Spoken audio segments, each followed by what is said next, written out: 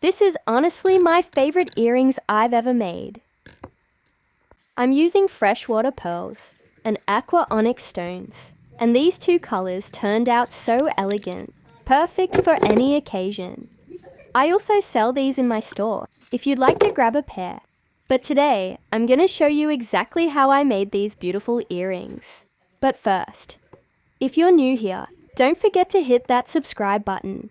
I only make unique, easy handmade jewelry tutorials, and I'd love to have you join my little creative corner. Let me know in the comments. Would you wear these? And don't forget to share this video with your friends. Thanks so much for watching. Enjoy!